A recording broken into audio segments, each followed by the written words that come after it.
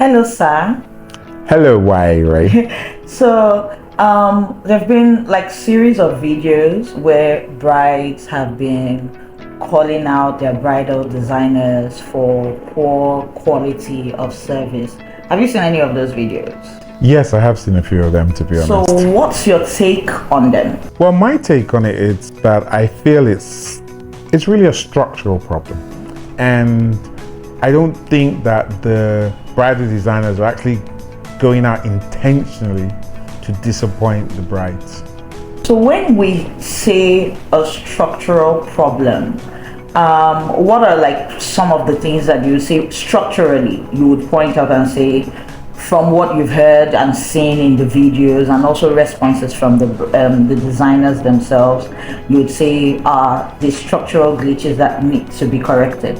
Well, I've identified three key structural issues. I'm going to use the word structure just for simplicity. Three main things, and this is in no particular order.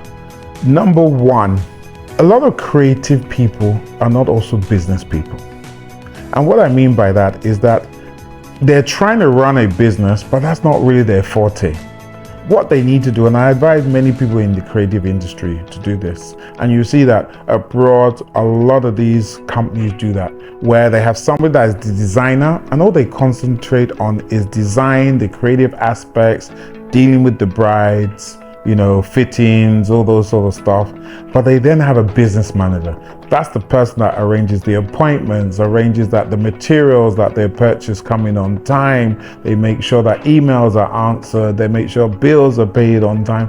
All those sort of things that, as a creative, they kind of skip your mind.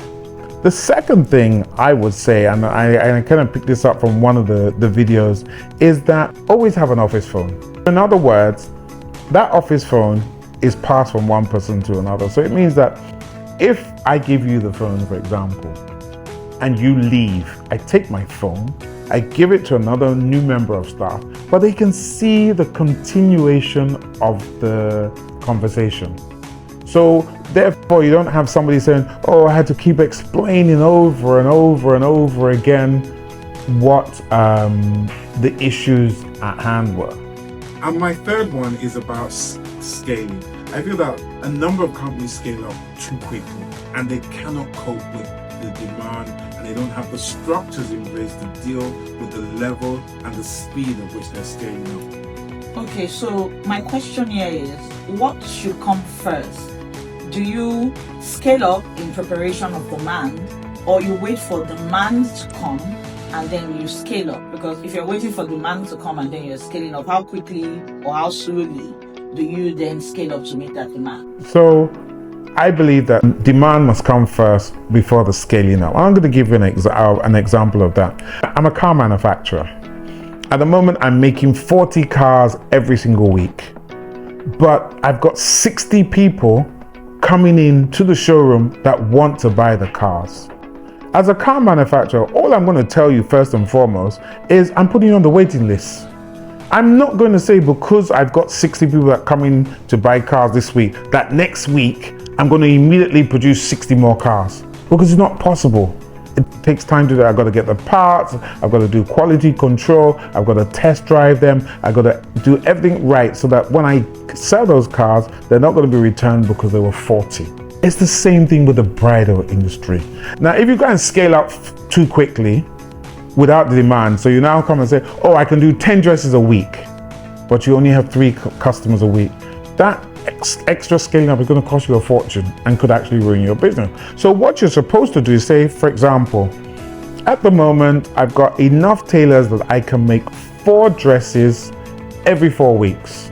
Because when you're making the dresses, you've also got to do fittings, you've got to buy the material, you've got to do back and forth with the bride, checking does she like the design, making amendments, and so on and so forth.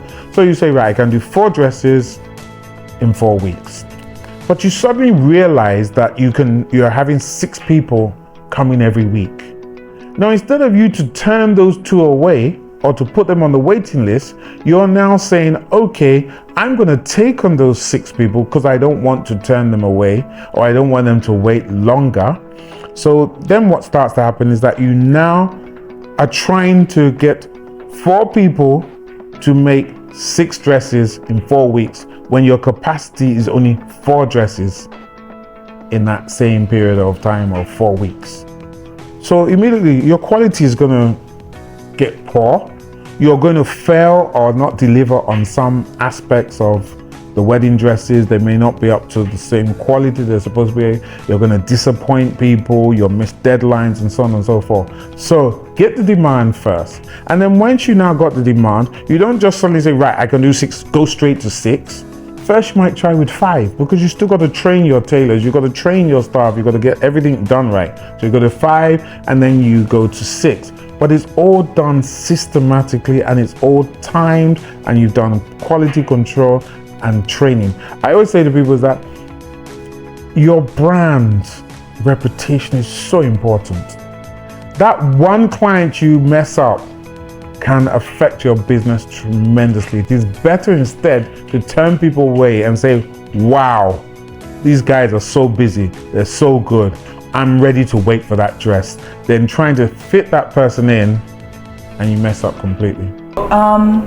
Another question I want to ask is situations where you can have the founder around or the creative director, because we know that especially when it comes to things like fashion, the way a designer works is completely different from the way another designer works. They have their own trademark of how they produce their outfits and how they do that production. But when these designers are scaling up and they are also not on ground, of course, to make sure that everything works, how do they handle that? Like as a founder, being able to hand over your business in a way that it can run even though you're not physically present. So in answer to your question, it's one of those situations where you must first learn to walk before you run. Absolutely essential. Now people are going to say, what do you mean by that? And what I mean by that is very simple, right? If you're building a business, you've got to put the systems in place to make sure the business works. Before the founder can stop being around, they must have first trained the people that they can leave behind. So it's like me now. I feel that I don't do as much work as I used to, but I've got you. But I've been training you now for over 6 years. So I can take a backstreet because I'm now confident that your level of expertise is at that right level that you can run the business. And it's the same thing within the bridal industry. You cannot now say, I'm jetting off to this place, jetting off to that place, and you've got 10 clients in your home country that need to be seen but cannot be seen because you're not around. And they've got, weddings have deadline dates. If a bride has fixed a date for her wedding, she can't move it because the dress is not ready. So you've got to make sure that the people you're leaving behind are good enough. Now, I hear in a lot of the videos that the turnover staff was horrendous. That people were just, 1 minute they're talking to this person, then they're talking to another person, and then they're talking to another person. That is an issue. I don't know if it's a business issue. I don't know if it's a staffing issue. I don't know if it's a training issue. I don't know if it's about working conditions, if it's about salaries, if it's about the individual themselves that want to quickly come in and then think that they can go off and start doing the business themselves. I don't know, but whatever it is a problem or an issue that needs to be resolved. In conclusion, sir. Well, in conclusion, a few things, all right? Put structures in place, absolutely important. Don't take on more than you can actually cope with. Get yourself a business manager if that's not the expertise that you have. No man is an island. You cannot build a business by yourself.